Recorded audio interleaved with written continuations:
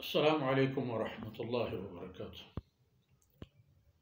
الحمد للہ رب العالمین والصلاة والسلام على خاتم الانبیاء والمرسلین سیدنا محمد وعلى آلہ وصحبہ اجمعین۔ سبحانک لا علم لنا الا ما علمتنا انک انت العلیم الحکیم۔ رب اشرح لی صدری ویسر لی امری واحلل عقدۃ من لسانی یفقہوا قولی واجعل لي وزيرا من أهلي رب زدني علما وارزقني فهما ثم أما بعد۔ گرامی قدر ناظرین، عزیز بھائیوں، بہنوں اور بچوں، ایک دو دن پہلے ہمارے اور آپ کے ملک میں ایک دلخراش سانحہ اور واقعہ پیش آیا۔ سیالکوٹ شہر میں، جس کی نہ کوئی عقلی دلیل ہے، نہ کوئی شرعی ثبوت ہے، نہ کوئی اخلاقی جواز ہے، مگر ایسا ہوا بھی اور کبھی کبھار اس ملک میں ایسا ہوتا رہتا ہے جو در حقیقت ایسا نہیں ہونا چاہیے۔ میرے عزیز بھائیو، ایمانی اور اسلامی حمیت اور غیرت ہونا اس قوم میں اور اس ملک میں بہت اچھی بات ہے، بہت خوشائند بات ہے، اور یہ ایک ایسی نعمت ہے جو شاید دنیا کی ہر قوم کو حاصل نہیں ہے، اور ہمیں حاصل ہے، لیکن اس کے استعمال ہم صحیح کر لیں۔ اہم ترین بات یہ ہے، جو چیز آپ کے پاس ہے آپ اسے کیسے استعمال کرتے ہیں، یہ اہم ترین نقطہ ہے۔ میرے عزیز بھائیو، یہ ملک جس مقصد کے لیے بنا تھا، اس میں کوئی شک نہیں ہے کہ ہم اس مقصد کو پیچھے چھوڑتے چلے جا رہے ہیں، اس سے ہم غفلت اختیار کرتے جا رہے ہیں۔ اسلام، امت مسلمہ، قرآن و سنت، فلاحی اسلامی ریاست، یہ سب باتیں لگتی ہے کہ ایسی باتیں ہی ہوتی جا رہی ہیں، اور ان کی حیثیت باتوں کے حد تک ہے، جبکہ قرآن اور سنت حاکم ہوتے ہیں اور وہ ہر ایک شہری پر حاکم ہوتے ہیں۔ قرآن اور سنت کے احکامات میں نہ کوئی استثناء ہے کسی کے لیے، اور نہ کسی کے لیے کوئی اضافی جبر اور سختی ہے۔ عدل الہی ہر انسان کے لیے ہے، اور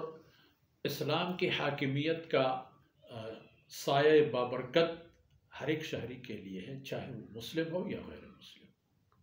یہ ایک بات۔ دوسری بات جس کو سمجھنا انتہائی ضروری ہے میرے ہم وطن بھائیوں بہنوں، وہ یہ ہے کہ بحیث مسلمان ہمیں قرآن اور سنت حق دیتے ہیں، شہری حقوق، سیاسی حقوق، سماجی حقوق، معاشرتی حقوق۔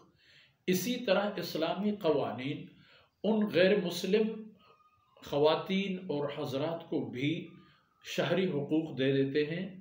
جو ہمیں ملتے ہیں۔ شہری حقوق اور معاملات میں ان سے ایک ذرہ برابر بھی کوئی کمی کی گنجائش نہیں ہے۔ ان لوگوں نے آپ کا آئین قبول کیا ہے، آپ کی قانون قبول کیا ہے، آپ کی شہریت قبول کیا ہے، ویزا لے کر آپ کے ملک میں آئے ہیں، ان کی جان، مال اور عزت و آبرو اتنا ہی محفوظ ہے جتنے میرے اور آپ کی ہیں جو مسلمان ہیں، الحمدللہ۔ یہ ایک بات طے ہو گئی۔ اب دوسری بات یہ ہے کہ جیسے میں نے ابتدا میں عرض کیا، اسلامی اور ایمانی حمیت کو ہر طرح کی ضروری اور غیر ضروری حد تک استعمال کرنا، یہ نعمت کو ضائع کرنا اور کفران نعمت کے مترادف ہے۔ اس نعمت کو سوچ سمجھ کر استعمال کرنا۔ اسی طرح کے معاملات جب آئیں، ایسی صورتحال سامنے آئے جب کسی سے اندازہ ہو کہ اس آدمی نے شریعت کی توہین کی ہے، قرآن کریم کی توہین کی ہے، جناب رسول اللہ صلی اللہ علیہ وسلم کی شان میں گستاخی کی ہے، تو آپ کے پاس دو آپشن پہلے سے موجود ہیں۔ پہلا آپشن، آپ علماء کرام کے پاس جائیں، آپ ان لوگوں کے پاس جائیں جن کے پاس اللہ نے قرآن کریم اور اس کی تعلیمات ودیعت فرمائے، ان لوگوں سے جا کر ان سے رائے لیں، ان سے فتویٰ لیں۔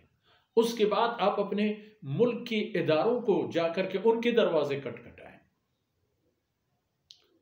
آپ اپنے پولیس میں جائیں، عدلیہ میں جائیں،